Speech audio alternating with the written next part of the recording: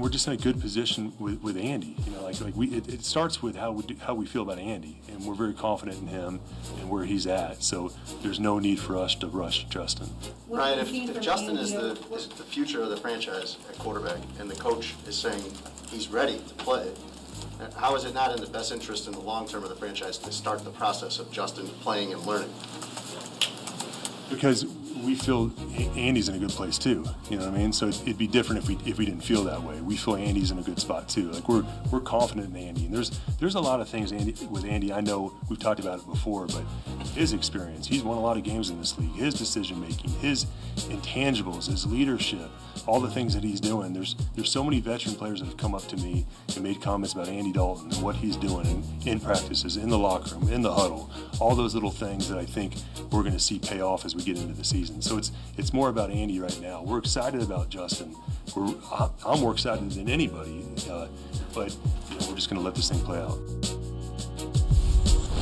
Well, you can always tell which general managers take full advantage of the world-class exercise facilities at an NFL headquarters and which ones don't. Ryan Pace clearly does, and the Bears clearly sold on Andy Dalton. This plan, and it's been hiding in plain sight. As much as those of us would like it to change, they've made it clear from day one Andy Dalton is the guy. They want to see what he can do. And everyone, oh, sure, no, that's just baloney. And here we are on the brink of the start of the season. It's going to be Andy Dalton week 1 and probably week 2 against the Bengals. After that, who knows? But Big Cat, they are all in with Andy Dalton. And you, okay, I sense, are all out. All right, so this is a little complicated. I've tried to explain it a few times. I think there's at times on my podcast, on Part of My Take, I don't want to spend the entire time talking only Bears because I know it's a national show. So I try to spare people my frustration. So I'm going to say it to you, and you tell me where I'm wrong, okay? Because there's a lot of things going on right now. A lot of people are saying to me, what does it matter? Andy Dalton, no one's going to remember that Andy Dalton started this season. It doesn't really matter in the long term of Justin Fields. I agree. I concede. I actually don't really care that Andy Dalton is starting week 1 on Sunday night. My excitement for the Bears season is not as high when Andy Dalton is going to be the quarterback, and I know the offense is going to look bad, and the offensive line is bad. Put aside the fact that people actually think like, oh, Aaron Donald would kill Justin Fields. Let's not have Justin Fields out there week 1. Like, there aren't grown men on every NFL roster that could hurt you if you don't know a protection, and Myles Garrett's week 3, whatever. Put that aside. My issue, Mike, and this has been my issue from day one with these guys, Ryan Pace is on his 5th quarterback. He has been able to get 5 quarterbacks inside of House Hall, 5 being Justin Fields is my 5th. So it's Mike Glennon, it's Mitch Trubisky, it is then Nick Foles, it's Andy Dalton, and now it's Justin Fields. So that's 5 quarterbacks. What GM gets to pick 5 quarterbacks? And then, on top of all of that, okay, you don't know how the draft is going to go. You don't know that Justin Fields is going to drop to you at 11. People thought he was going to go a lot higher than that. People thought that it was going to be quarterback, straight down the line, right? You don't know how the draft is going to go. Before the draft started, you signed Andy Dalton, and you told Andy Dalton he's the number 1 quarterback. That was your plan. Your plan going into this season was to play Andy Dalton and to think that Andy Dalton is an actual starting caliber quarterback in the NFL right now in 2021. Nice guy. Love Andy Dalton. Nice guy. We've seen it for the last couple of years. He's no longer a starting caliber guy for a team that went to the playoffs last year, even though they invented a game just so we could get embarrassed on Nickelodeon. So, in summation, Mike, it is not about the Justin Fields sitting right now. I do think there's an element of, hey, if you are a good NFL coach, you should have a quarterback competition. It should be a situation where everyone has a shot to earn their job in camp, because that's what good teams do. Bill Belichick just showed it when he cut Cam Newton. Not because, he didn't say, I'm going to start Cam Newton because he started in the NFL. He said, Mac Jones gives us a better chance to win, so we're going to start Mac Jones. Matt Nagy didn't do any of that. He said he's going to be the quarterback no matter what. Justin Fields could be 10 times better than him. Andy Dalton's going to be our quarterback number 1. That makes no sense. That's a dysfunctionally run franchise. And I just think Andy Dalton starting week 1 in the grand scheme of things will not matter. I totally concede that. My whole point is these guys, Matt Nagy and Ryan Pace, don't know what they're doing, and we shouldn't let them off the hook just because Justin Fields fell into their lap and could potentially be a franchise quarterback.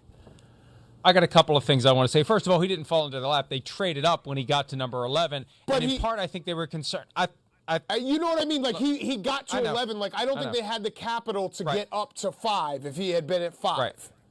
I also think as he was creeping closer and closer to 14, the Vikings were going to take him, so that may have motivated the Bears to make the move. You think somebody else in your division wants him. What are we missing here? Let's go get this guy. We can get him by only giving up a first-round pick next year. Wait, let me say one last thing. Let me say one last thing about the draft, because the counter-argument to what I just said would be that the Bears were always planning on drafting a quarterback, so it's not like he fell into his lap. And then my counter-argument to that counter-argument would be that is horrendous roster construction to give money to Nick Foles, Andy Dalton, and then draft a quarterback. That is not seeing any type of how we cut Kyle Fuller, who's one of the best cornerbacks in the NFL, in part because Nick Foles is getting paid, Andy Dalton is getting paid, and you drafted a quarterback. Well, and Andy Dalton got $10 million. Jameis Winston's base deal is $5.5 million. He gets another $1 million by basically falling out of bed as the starter. But after that, he's got to go earn it. But the base value of 5.5, Andy Dalton's got 10 that can become 12. That means they really like the guy. They made the decision that they wanted him. And part of it is you got to hedge your bets here. You got to be careful.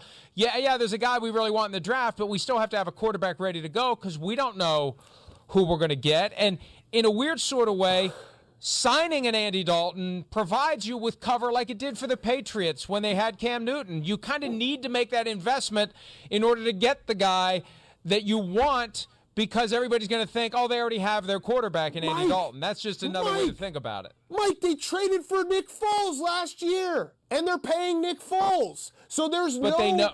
No, but Mike... But they know Foles isn't the guy. But they already decided Foles isn't the guy. So then don't trade for him. My point is, what the Bears do is they basically can only see 2 feet in front of their face. They don't see anything deeper than that. Like, it's just misstep, making up for the missteps, trying to figure out a way, trading draft capital, hoping that you can mortgage the future to capture something that's happening right now. Like, the defense is getting older, the offensive line's an issue, we've traded draft picks. It's just none of it is seamless and makes sense. There's no straight line here that the Bears are trying to follow to rebuild this roster and make it something that can be sustainable. It's just hopping from rock to rock, hoping that you don't fall into the water. I think from a football perspective, what they would like to do, and they specifically being Coach Matt Nagy, is to replicate what he experienced as the offensive coordinator with the Chiefs in 2017 when Alex Smith played 15 of 16 games. Patrick Mahomes was kept on ice, and they knew Patrick Mahomes was going to be special. They kept him on ice. I let you talk for 5 minutes uninterrupted. Hold on. Alex Smith was 12-4. I understand that. I'm going to make that point. Okay. Allow me to make the point before you push back. Ahead. Okay. Go ahead. My point is that it's not 2017 Kansas City, that this thing that Matt Nagy has in his mind that is a product of his own personal experience doesn't fit because of the fact that Andy Dalton has no equity with the Bears, because of the fact that the Bears fans are so desperate to get a franchise quarterback. They're not going to sit there like the Chiefs fans did and not clamor for Patrick Mahomes. And there were points in the 2017 season where I was saying, this offense stinks now. They need to put in Patrick Mahomes. They believe in him. They love him. Travis Kelce's raving about him. Let's see what the kid can do because the offense was sputtering under Alex Smith. That deference is not going to apply in Chicago like it did 4 years ago in Kansas City. I think at the core, Big Cat, this is, whether you like it or not, this is the product of the strategic decision that was made when whoever authorized the trade up to get Justin Fields. Because assuming that it's not entirely dysfunctional at the top of the organization, they had to have known when they authorized this pick, you're taking Matt Nagy and Ryan Pace off the hot seat for this year. You're not going to judge them for whatever happens this year.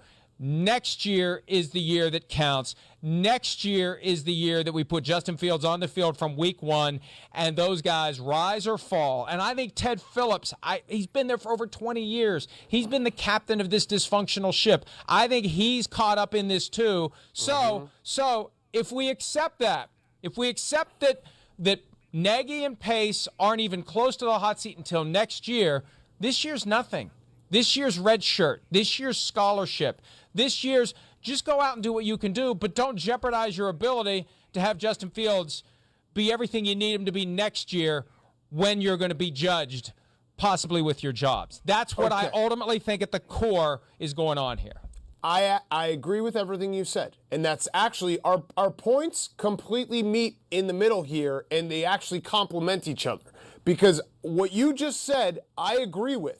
And I think that that's the dumbest decision ever, because I don't think that Matt Nagy, and it's not about Justin Fields specifically. It's not about Justin Fields specifically. It's the fact that the Bears organization is giving that equity and that benefit of the doubt to 3 guys, Matt Nagy, Ryan Pace, and Ted Phillips, who don't deserve it, in my opinion. That's really what it comes down to. I'm in you guys got to prove it to me as the fan, because it hasn't gone great. And 2018 was the double doink will haunt me forever, because I truly do think that team was a Super Bowl caliber team. Do you know who else that team had? Vic Fangio, who's one of the best defensive coordinators and defensive coaches in the NFL. He has made a lot of coaches look really good. He made Jim Harbaugh look really good at Stanford and at the 49ers. So I just think that those 3 guys, getting an entire year to basically say, we're fine, we're good, I just think that's a mistake. I really do. I think that the fastest way you can ruin a young quarterback is not through offensive line play. It's through dysfunctional franchise. It's through coaching that might not be able to get him to his max abilities. It's through a GM that isn't able to put together a cohesive roster. And you know what? I'm going to say something nice about Ryan Pace. He actually has had some nice draft picks. He really has. He's been able to figure out ways to get some value with some of his draft picks. Eddie Jackson. There's different guys that Ryan Pace has been able to get who have looked good, but he has also mortgaged a lot of the future. He's traded up for a quarterback twice. How many GMs get to trade up for a quarterback twice, Mike? Not many. Not many. Well, and he's never going to live down the fact that they left Patrick Mahomes and Deshaun Watson on the board, as you well know. And I said this before we even thought the Bears were going to try to make a move for Justin Fields. They're never going to live down the Mahomes decision until they get a Mahomes of their own, or until Mahomes retires. It's never going to go away. It's always going to be there. It's a constant irritant. It's that sore that never heals. That was going to be there, so they decided we got to go get our own Mahomes. And they made the conscious choice that Justin Fields is the guy. But now that you have him, that's where it all does kind of fall apart logically. If he's the better guy, and that's the one thing we don't know, Big Cat. We don't know what the locker room thinks about all of this. You know, people still say, oh, Pete Carroll, how brave he was in 2012 to start a 5'10" rookie in Russell Wilson when they'd given all that money to Matt Flynn. No, everybody in the team knew that Wilson was the better guy. The brave thing to do would have been the stupid thing to do, would have been to not play Russell Wilson. So I don't know, and I haven't heard. They've done a good job of keeping it quiet. I haven't heard any rumblings behind the scenes like, what's Matt Nagy thinking here? Justin Fields is clearly the better guy. So if that's going on, then that's a problem. And I mean, from what we've seen in preseason games, especially against the Bills and Mitchell Trubisky, it's very difficult to say, oh, yeah, I understand why Andy Dalton's the week 1 starter. Everything we've seen from Dalton, other than that kind of look what I found catch that that the guy made off the defender's helmet in the Bills game when it was 28-0, everything from Dalton has been unspectacular in the preseason, and Fields has had moments that have justified the excitement. So it's a tough spot for them to be in, and we'll see one week at a time how they deal with it. It's not a tough spot. They've put themselves in this spot. They've made it. Right, I agree with you. Right. They've created a tough spot for themselves. They've painted themselves into a corner, and now I feel like they don't know where to go, and they refuse to admit that they should just play the rookie. Do you know what they should have done, Mike? Is they should have just not signed Andy Dalton. And I like Andy Dalton, nice guy. I feel bad for Andy Dalton. They should have just said Nick Foles, and we're gonna draft someone. And then if Nick Foles were starting week 1, I think it's a totally different conversation because you're not wasting money on Andy Dalton, and you're also not having quotes where Matt Nagy, like, either you're a bad football coach or you're a liar when he says, we need to see Andy Dalton in the regular season to evaluate him. It's one or the other. You either are unable to evaluate Andy Dalton off of his entire career, his training camp, his 3 preseason games, or, which makes you a bad football coach if you can't evaluate someone off of that, or you're just lying because you're lying and you know what he is, but you're just going to throw him out there because that's the plan. Because like you said, they know they have their job. They know, and this is the frustrating part as a fan, Mike, because that's where my perspective's coming from here. Matt Nagy and Ryan Pace know they're probably safe. They know that this season is not actually about wins and losses. It's about Justin Fields looking good down the stretch. That's frustrating. That's frustrating to root for an organization that you know they don't actually care about winning football games. They don't actually care about being competitive. They just care right now about saving their jobs. I think this happens a lot in the NFL where you get to a point where the front office and the coach become they get to a point where they have to try to save their jobs instead of doing what's right for a football team and organization. And it's a terrible spot to be in. It really is. Let me ask you this, though. As a fan, Justin Fields is on the team. They gave up next year's first-round pick to get him. Don't you want to avoid Matt Nagy and Ryan Pace being fired this year? Because every time you bring in a new regime, you're rolling the dice that you're going to get a coach that doesn't want Justin Fields, didn't like Justin Fields coming out. Just like when Josh McDaniels went to Denver, I doubt that he interviewed for that job saying, you know, if you give me this job, the first thing I'm going to do is run Jay Cutler out of town. That's the risk you're taking because they want those jobs. The candidates for the head coaching jobs want those jobs. They'll say what they have to do to get those jobs, and then they worry about getting the quarterback they want. So I'd rather have a GM and a coach who are all in with Justin Fields in order to get the most out of Justin Fields instead of somebody else who comes in that has a different idea on how to run things. And what you just described is what Ryan Pace has already done. He didn't tell John Fox he was drafting Mitch Trubisky, and then he fired John Fox and brought in Matt Nagy, who very clearly didn't really ever gel perfectly with Mitch. Now, that's not all on Matt Nagy. Like, I'm not going to sit here and say that's his fault, but it's clear that they never really saw eye to eye. So what you just described as the dysfunction of the Chicago Bears literally just happened. Well, and they went to the playoffs last year, even though you think it was the playoff game that was invented specifically so the 8-8 Bears could get there. This year, 9-8 or 8-9, maybe it'll be good enough for the Bears to get back to the playoffs. Hi, I'm Mike Tirico, and thanks for watching. Make sure to hit subscribe for the latest news and highlights from NBC Sports.